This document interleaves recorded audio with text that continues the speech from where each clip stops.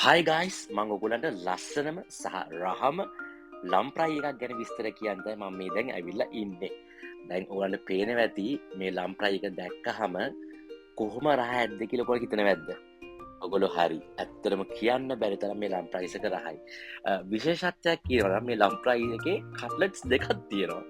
ඒ විතරක් නෙමෙයි මං හරිම පිකී ලම්ප්‍රයිස් කන්න යනකොට මොකද මං එච්චර තෙල් තියෙද්දි මං කන්න ආස නැහැ ලම්ප්‍රයිස් සාමාන්‍යයෙන්. හැබැයි මේ ලම්ප්‍රයි එක හරිම පුදුමයි කියන්න. මට හම්බෙච්ච තෙල් ඉතාමත් අඩු විදිහට තමයි තෙල් යූස් කරලා තිබ්බේ මේ ලම්ප්‍රයි එකේ. ඉතින් ඒක මාළම ලොකු දෙයක්. මොකද සාමාන්‍ය ලම්ප්‍රයිස් කන්දි හරියටම තෙල් අතේ කටේ හැමතැනම ගෑවෙනවා. ඒ වගේ ඔබ නෑකටත් හොඳ නැහැ. හැබැයි මේ ලම්ප්‍රයි එක පොදුම රහ ලම්ප්‍රයිස් එකක්. මං කියනවට ඔයගොල්ලෝ විශ්වාස කරන්න එපා. ඔයාලට පුළුවන් නම් මෙතෙන්ට ගිහලා මේ ලම්ප්‍රයි එක කාලා බලන්න. ඇත්තටම මේක මේ මුදල් ගෙවා ප්‍රචාරය කරන දැන්වීමක් කරන්න නෙවෙයි.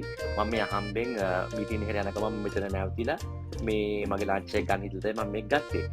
ඉතින් මං කිව්වේ නෑනේ කොහෙද මේක තියෙන්නේ කියලා. මේක තියෙන්නේ තලවත්ත ගොඩ ග්‍රෑන්ඩ් මොනාක් එකේ තමයි තියෙන්නේ.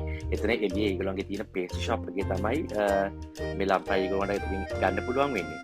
ඉතින් මං ඇත්තට මෙතන ඉඳන්ම එක් කෑවා ඒ වෙලාවෙම පුදුම රහක්. ඒ කියන්නේ හරි පුදුමයි කට්ලට්ස් දෙකක් දාලා තියෙනවා මේ ලම්ප්‍රයි එකේ. ඒ වගේම හොඳ චිකන් පෝෂන් එකක් වගේ හොඳ චිකන් කෑල්ලක් දාලා තිනවා මේකේ.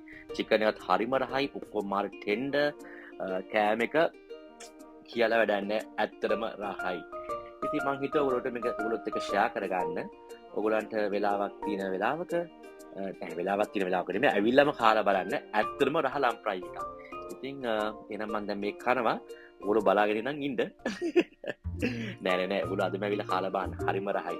ආයිත් මම නැවතත් කියනවා නම් මේක මේ මම මුදල් ගෙවා නෙමෙයි. මම මේ දැකලා මේ කන්න ඉඳ දැකලා එච්චරම ආසිත මම මේ කන්න ගත්තේ. එහෙනම් ඔයගොල්ලෝ try කරලා බලනවා. මේකත් පස්සේ මම කෑවා චීස් කේක් එකක්. ඒකත් හරිම රහයි.